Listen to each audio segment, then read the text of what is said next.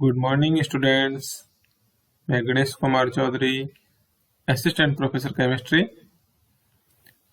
BSc first year की last class में chemical bonding की यूनिट कंप्लीट हो चुकी थी। आज की क्लास में मैं next unit S block elements start कर रहा हूं, जिसमें आज की क्लास में एस ब्लॉक के तत्वों के इलेक्ट्रॉनिक विन्यास, आयनन विभव, परमाणुक एवं आयनिक त्रिज्या पर डिस्कस करूंगा।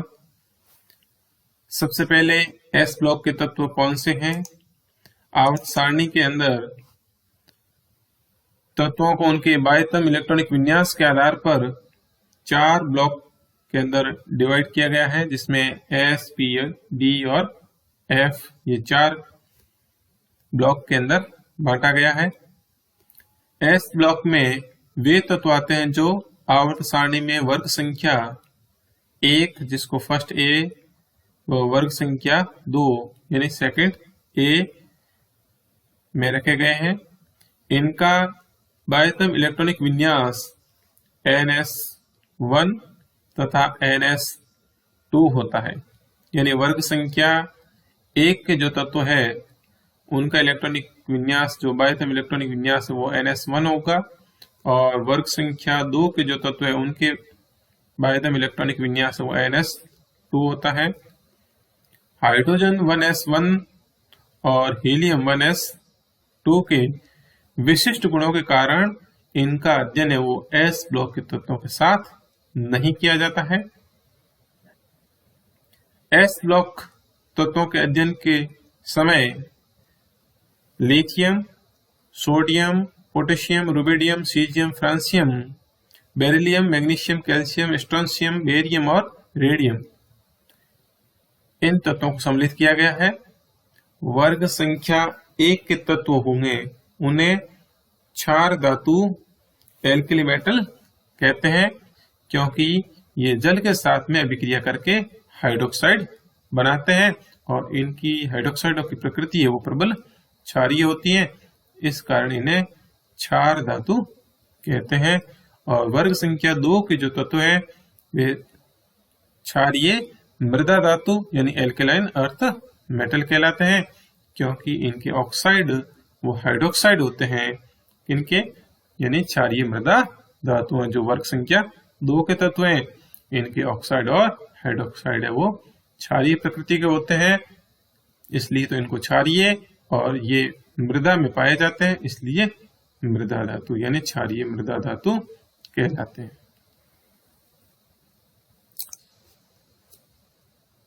नेक्स्ट यहाँ पे क्षारीय तथा क्षारीय मृदा धातु के गुणों में आवर्तिता यानी periodicity property in alkaline earth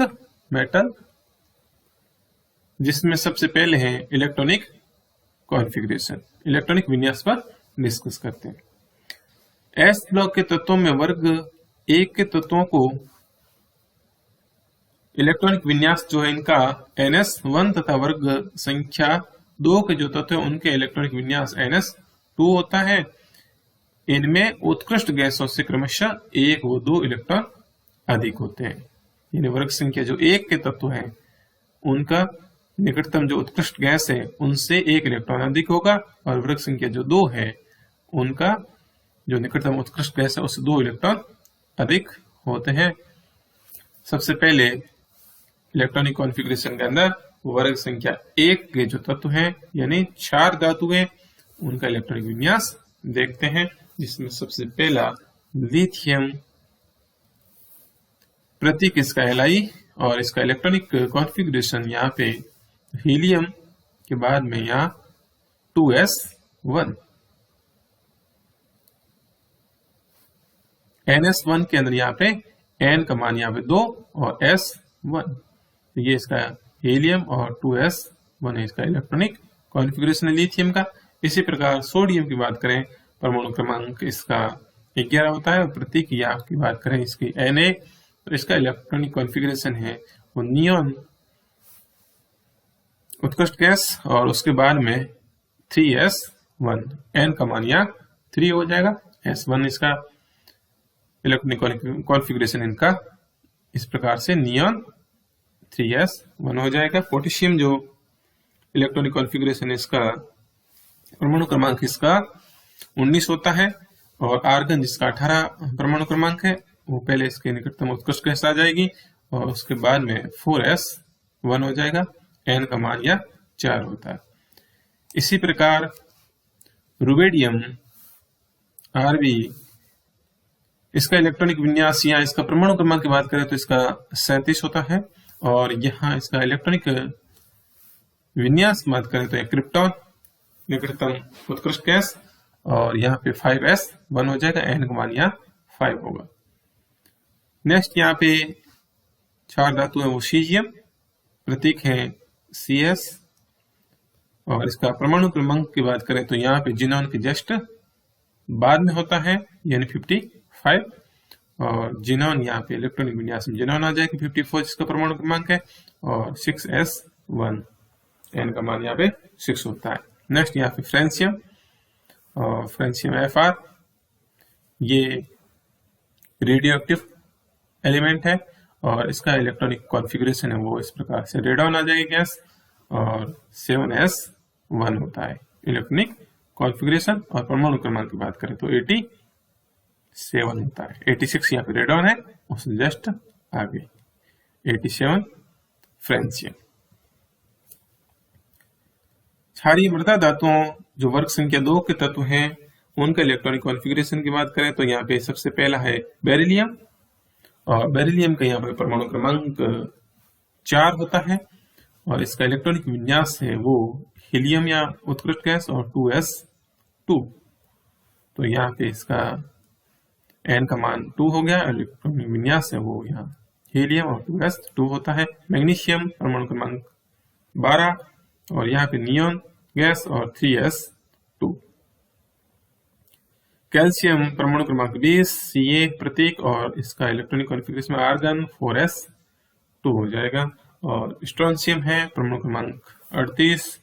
और इसमें क्रिप्टॉन 5s तो इसका इलेक्ट्रॉनिक कॉन्फ़िगरेशन हो जाएगा। और इसी प्रकार से यहाँ पे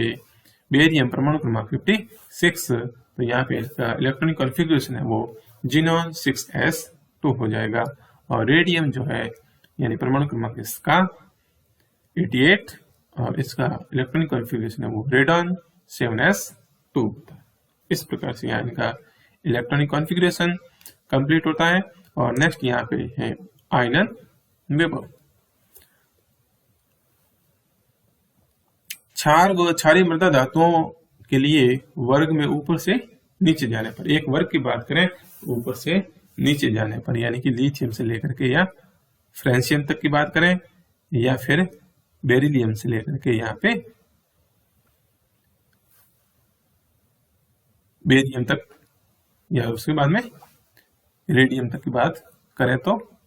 यानी वर्ग में ऊपर से नीचे जाने पर परमाणु आकार में वृद्धि होती है, आकार बढ़ता है। वर्ग में नीचे जाने पर नया कोश आएगा यानी नया कक्षा होगी और जिसके कारण उसका परमाणु आकार है उसमें वृद्धि होती है जिससे प्रभावी नाभिकीय आवेश में कमी होती है। जो इफेक्टिव न्यूक्लियर चार्ज है, प्रभावी नाभिकीय आवेश है, उसमें कमी होती है। और बाह्यतम कक्ष के इलेक्ट्रॉन पर नाभिकीय आकर्षण बल में कमी होती है यानी जो बाह्यतम कक्ष में उपस्थित इलेक्ट्रॉन है उसके ऊपर नाभिक का आकर्षण बल कम लगेगा क्योंकि दूरी बढ़ जाएगी, आकार बढ़ेगा और आकार बढ़ने के कारण दूरी अधिक होगी तो नाभिक उसके ऊपर आकर्षण बल कम लगाएगा और इसलिए उस बाह्यतम कोश में उपस्थित इलेक्ट्रॉन को निकालने के लिए कम ऊर्जा की आवश्यकता होगी अर्थात आयनन विभव का मान कम हो जाएगा। यानी वर्ग में ऊपर से नीचे जाने पर आयनन विभव में कमी आती है। यही बात है यहाँ की जिससे कि आयनन ऊर्जा में कमी आती है, जबकि आवर्त में बाएं से दाएं जाने पर आयनन ऊर्जा में वृद्धि होती है। ये अपन पहले ही पढ़ चुके हैं कि एक आवर्त में है वो लेफ्ट टू राइट जाते हैं, बाएं से दाएं जाते हैं तो उस स्थिति में प्रभावी नाभिकीय आवेश में वृद्धि होती है क्योंकि परमाणु का आकार है उसमें कमी होती है और नाभिकीय आवेश में वृद्धि होती है, आकार कम होता है तो जो बाह्यतम कक्ष में उपस्थित इलेक्ट्रॉन है उसके ऊपर नाभिक का आकर्षण बल में वृद्धि होती है और जिसके कारण आयनन विभव में वृद्धि होती है यदि एक आवर्त में लेफ्ट टू राइट जाते हैं तो यहाँ पे भी वही होगा कि वर्ग संख्या 2 के तत्वों का प्रथम आयनन विभव है उसी आवर्त के वर्ग 1 के तत्वों से अधिक होता है। वर्ग 1 के जो तत्व हैं उसकी तुलना करते हैं वर्ग 2 के, तो वर्ग 2 है वो इसके राइट साइड में है, तो लेफ्ट से राइट जाएंगे तो आयनन विभव में वृद्धि होती है, इसलिए वर्ग संख्या 1 के जो तत्व है उनकी तुलना में वर्ग संख्या 2 के तत्वों का आयनन विभव है वो प्रथम आयनन विभव अधिक होता है। बात यहाँ प्रथम आयनन विभव की। लेकिन ऊपर से नीचे जाएंगे, देखो यहाँ पे जैसे ये टेबल के अंदर दिख रखा है आयनन विभव,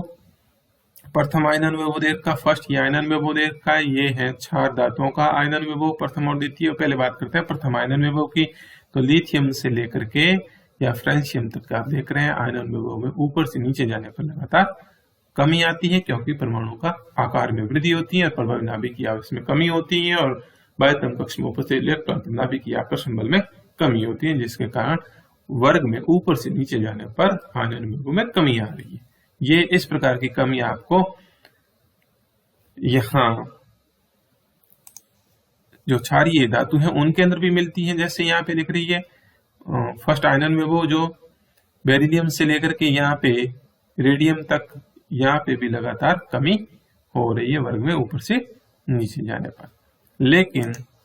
अब बात करते हैं इसके द्वितीय यानी सेकंड आयनन विभव।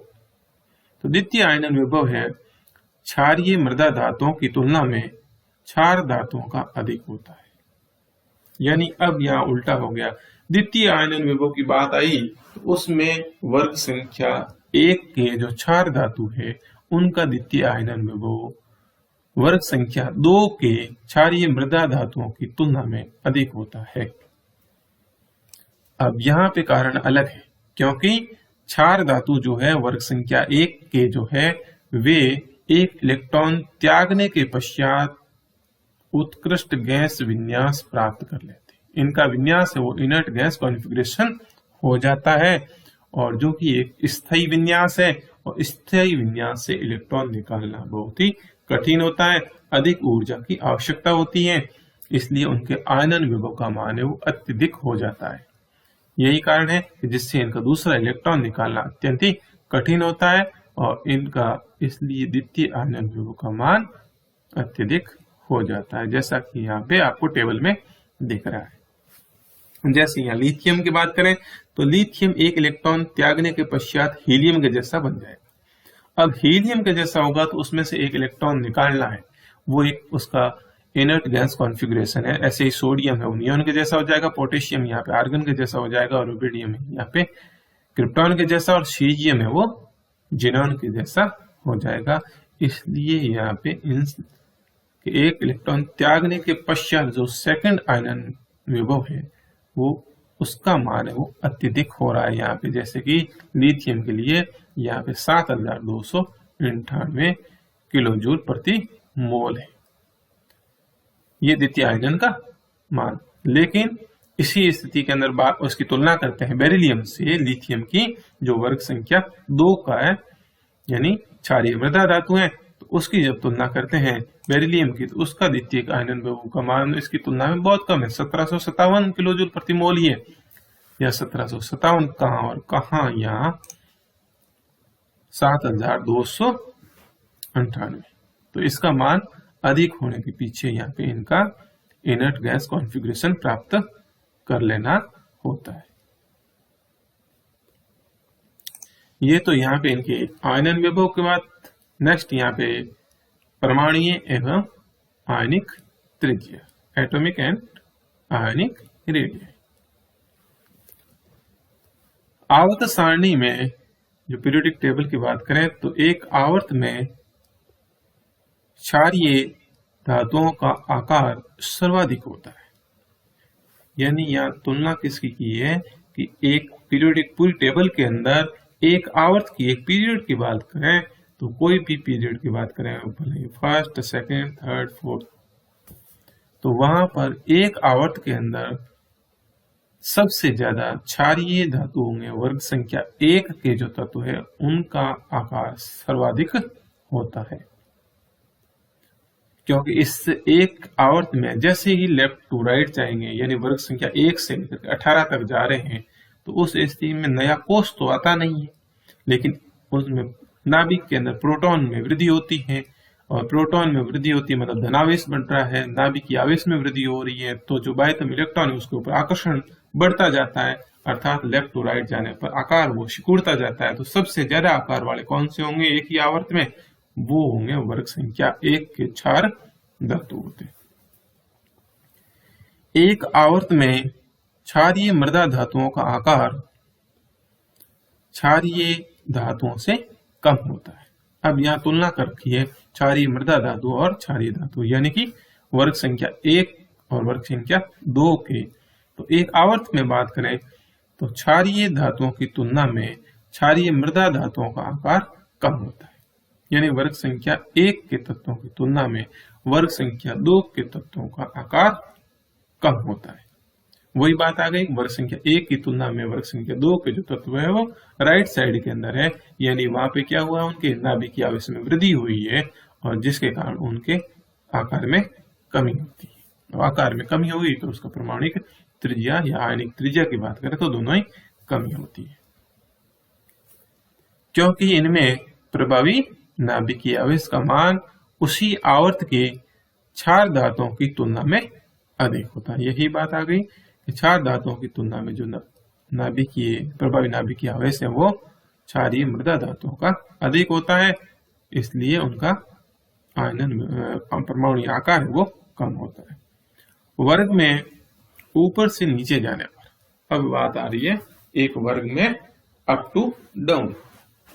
तो एक वर्ग में ऊपर से नीचे जाने पर परमाणुीय व आयनिक त्रिज्या में वृद्धि होती है, यानी वो तो वर्ग में ऊपर से नीचे जाएंगे उस स्थिति में नया कोष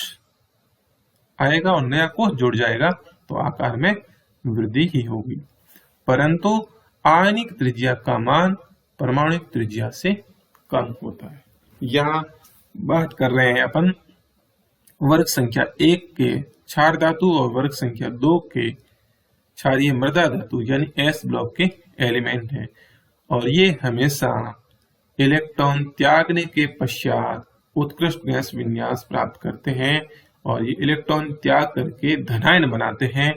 धातु होते हैं, और धनायन बनाएंगे तो इनकी आयनिक त्रिज्याओं की बात करेंगे तो वो धनायनों की ही आयनिक त्रिज्या होगी। जैसे वर्ग संख्या 1 के जो तत्व हैं वो धनायन के रूप में +1 उनके ऊपर आवेश आएगा, और वर्ग संख्या 2 के जो है तत्व है क्षारीय मृदा धातु तो उनके ऊपर 2 इलेक्ट्रॉन त्यागने के बाद में ये +2 चार्ज आएगा, यानी ये दोनों ही वर्गों के जो तत्व है वो धनायन बनाएंगे, और धनायनों का आकार है वो उदासीन परमाणु की तुलना में कम ही होता है, इसलिए इनकी परमाणुक त्रिज्या है उनकी तुलना में इनकी आयनिक त्रिज्याओं के मान कम होते हैं। जैसे यहाँ पे टेबल के अंदर अपन देख रहे हैं नेक्स्ट, तो यहाँ पे तो ये यहाँ पे इनके परमाणुक व आयनिक त्रिज्याओं के मान दे रखे हैं एस ब्लॉक के तत्वों में। पहले यहाँ पे क्षार धातुएं यानी कि वर्ग संख्या 1 के तत्व है, दूसरा यहाँ पे टेबल में दे रखा क्षारीय मृदा धातुएं यानी कि वर्ग संख्या 2 के तत्व है। यहाँ आप देख रहे हैं कि इनकी परमाणुक त्रिज्या की बात करें तो लिथियम, फिर सोडियम, पोटेशियम, रुबिडियम, सीजियम और फ्रांसियम वर्ग में अप टू डाउन लगातार यहाँ पे वृद्धि होती दिख रही है। आपको पिकोमीटर में दे रखी है यहाँ पे परमाणु त्रिज्या लगातार बढ़ रही है नया कोष आने के कारण। लेकिन वर्ग संख्या 1 के जो क्षार धातु इनकी तुलना अब किससे करें, क्षारीय मृदा धातुओं से करें, और वर्ग संख्या 2 के हैं तो यहाँ लिथियम की तुलना में बेरिलियम की कम है, सोडियम की तुलना में मैग्नीशियम की कम है, पोटेशियम की तुलना में कैल्शियम की कम है, और रुबिडियम की तुलना में स्ट्रोंशियम की कम है, और सीजियम की तुलना में यहाँ पे बेरियम की कम दिख रही है। आपको परमाणु त्रिज्या की बात करें तो ये भी तो इसका कारण तो यहाँ हो गया कि लेफ्ट टू राइट जा रहे हैं, नाभिकीय आवेश में वृद्धि हुई है, और जिसके कारण यहाँ पे इनकी परमाणु त्रिज्या है वो क्षार धातुओं की तुलना में क्षारीय मृदा धातुओं की कम होती है। लेकिन अब यहाँ पे तुलना करते हैं अप टू डाउन करते हैं तो यहाँ पे ये जैसे लिथियम की तुलना में सोडियम की अधिक है, सोडियम की तुलना में पोटेशियम की अधिक है, पोटेशियम की तुलना में रुबिडियम की, और रुबिडियम की तुलना में सीजियम की अधिक है। यानी कि निरंतर वृद्धि हो रही है, वो उनमें नया कोष जुड़ने के कारण आकार में वृद्धि होने के कारण इनकी परमाणु त्रिज्या में वृद्धि होती है। इसी प्रकार ये ट्रेंड तो वही रहेगा, अप टू डाउन वृद्धि होगी आयनिक त्रिज्याओं में। और यहाँ पे आयनिक त्रिज्या की बात करें तो वहां क्षार धातुओं की तुलना में क्षारीय मृदा धातुओं की आयनिक त्रिज्या कम होगी, क्योंकि यहाँ पे आयनिक त्रिज्या की बात करें तो क्षार धातु है ऊपर +1 चार्ज आएगा और क्षारीय मृदा धातुओं में +2 चार्ज की स्थिति में इनकी आयनिक त्रिज्या है, इनकी तुलना में इनकी आयनिक त्रिज्या कम होती है। और ऊपर से नीचे जाने पर इनकी आयनिक त्रिज्याओं में भी वृद्धि होती है। यानी परमाणु त्रिज्याओं के समान ही यही ऊपर से नीचे जाने पर अप टू डाउन वर्ग के अंदर वृद्धि हो रही है, और यहाँ पे क्षारीय धातुओं तुलना में क्षारीय मृदा धातुओं की आयनिक त्रिज्या कम होती है। तो इस प्रकार से इनकी आयनिक त्रिज्या और परमाणु त्रिज्या और साथ में इलेक्ट्रॉनिक कॉन्फ़िगरेशन और आयनन विभव,